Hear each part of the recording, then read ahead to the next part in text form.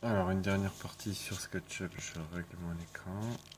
Voilà, donc il s'agit ici de dessiner des motifs, écrire un texte. Donc pour écrire un texte, je vais dans l'outil texte ici. Je vais saisir, par exemple, je vais saisir un prénom.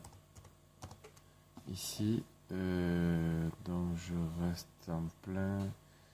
Alors ça ne fonctionne qu'avec l'extrudé. J'ai pas trouvé de solution, donc je vais dans placer ici. Et je vais placer mon texte donc sur ma surface ici, donc sur le dos de la coque. Ensuite, je fais un clic droit dessus. Clic droit, je vais éclater. Clic droit, éclater.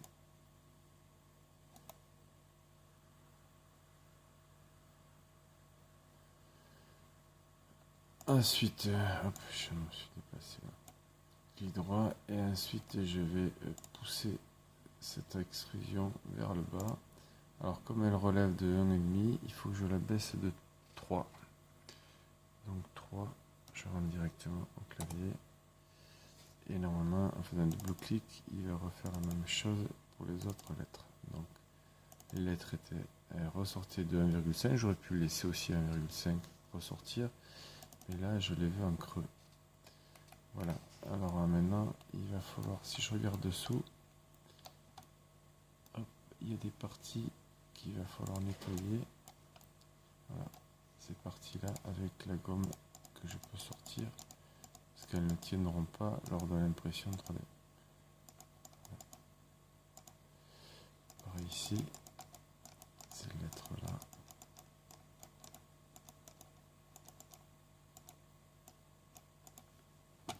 Il me reste ça aussi.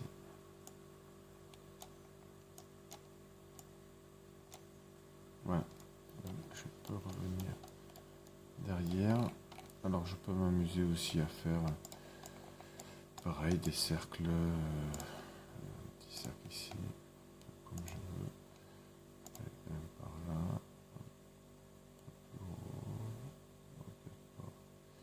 voilà.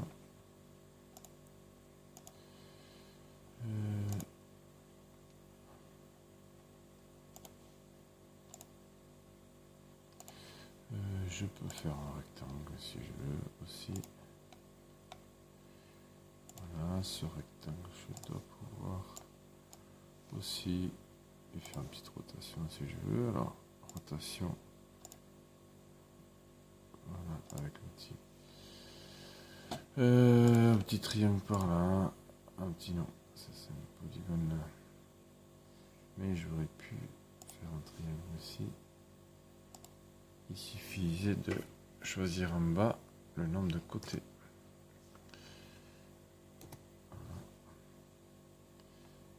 Un triangle par ici. Voilà. Alors ensuite, il me reste plus que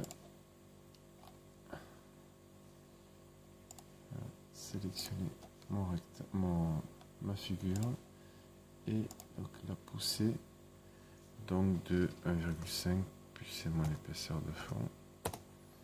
Et normalement, ça doit faire. Je fais un double clic, il mémorise mon épaisseur. Et il me creuse.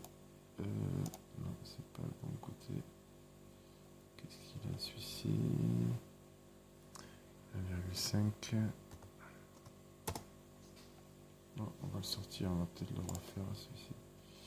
On va faire un petit triangle aussi.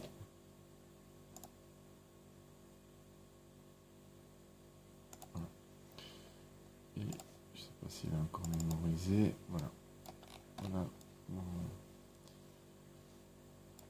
mon petit. Alors j'aurais pu aussi utiliser soit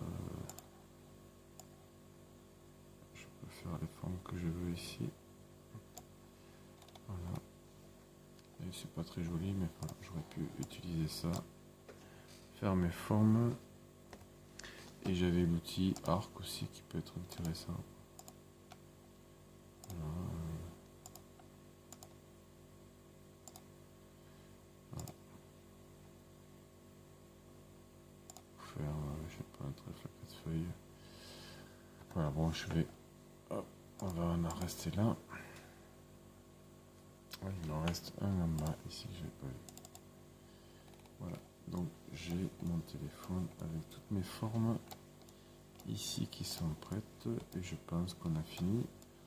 On va pouvoir donc convertir, enfin enregistrer, ne pas oublier d'enregistrer notre téléphone.